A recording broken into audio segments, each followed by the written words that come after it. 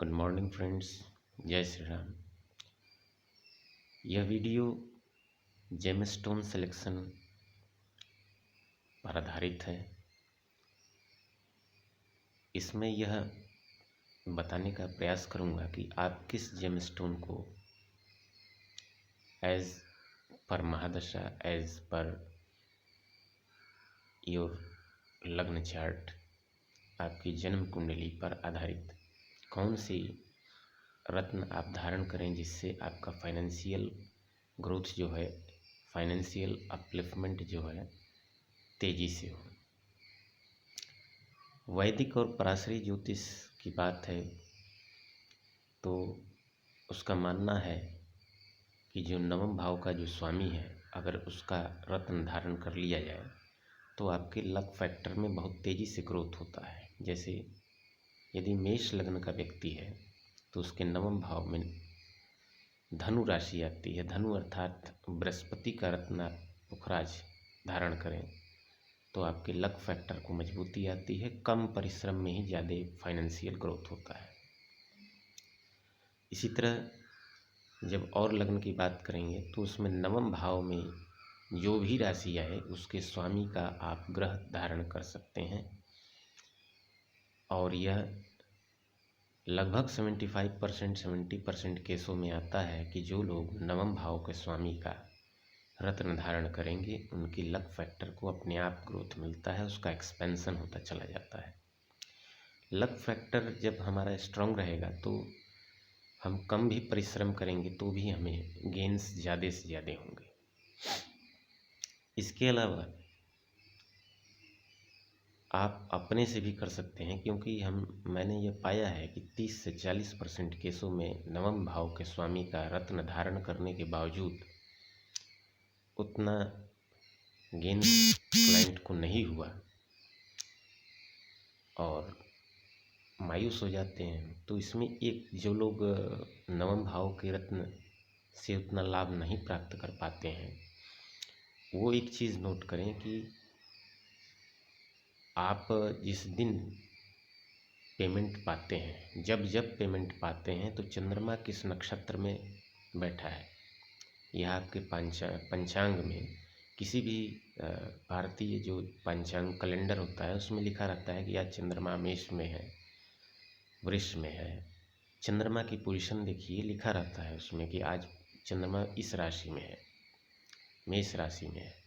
तो मेष का स्वामी मंगल का मूंगा धारण कर लीजिए। लेकिन आपको यह देखना है कि कब किस किस नक्षत्र में चंद्रमा रहा है तो पेमेंट बार बार आई है सक्सेसफुली। जिस नक्षत्र में आपको हर महीने या डेली बेसिस पर पेमेंट सक्सेसफुली आई है उस नक्षत्र का नाम नोट करते रहिए। और जो सबसे ज़्यादा रेपिटेशन में आए, जैसे मान लीजिए कि आपका चंद्रमा जब मेष राशि में आ रहा है तब आपको पेमेंट सक्सेसफुली आ जा रही है, तो इसका मतलब आप मंगल का रत्न धारण करेंगे तो फाइनेंशियल ग्रोथ बहुत अच्छा होगा।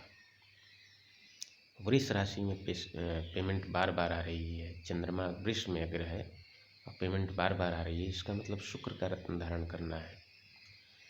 जब चंद्रमा मिथुन और कन्या में आकर बार बार पेमेंट दिलवा रहा है तो इसका मतलब बुध का रत्न आपके लिए फायदेमंद है।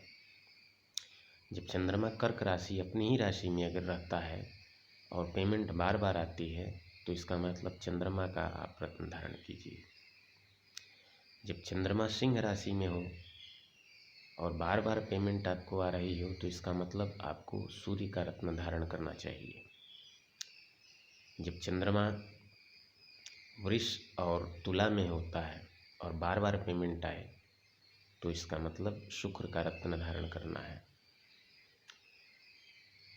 इसी तरह जब धनु और मीन में आता है चंद्रमा और बार बार पेमेंट आए तो इसका मतलब कि आपको बृहस्पति का रत्न धारण करना है। और यदि मकर और कुंभ राशि में चंद्रमा होने पर बार बार पेमेंट आ रही हो तो इसका मतलब आपको शनि का रत्न धारण करना चाहिए। यह ज्योतिष के विद्यार्थियों के लिए मैंने एक क्लू दिया है कि ज़रूरी नहीं है कि आप जो पुरानी पद्धति चली आ रही है नवम भाव के स्वामी उसी पर वर्क करें। आप अपने क्लाइंट से यह भी पूछ सकते हैं कि उसका कब कब पेमेंट आता है, वो 6 महीने का एक टेबल बना के मुझे दे, और आप उस सारणी से मिलान कर लीजिए कि चंद्रमा उस समय किस नक्षत्र में अवस्थित है। इसी क्लू के द्वारा आप लॉग टेबल बना करके आप जानकारी प्राप्त कर सकते हैं कि which planet is the most favourable for that client as per the amount received, जितनी बार रिसीव हो। आशा करता हूँ यह वीडियो आपके लिए फ्रूटफुल रहेगा और काम करने का अच्छा मौका देगा। Thank you. जय श्री राम।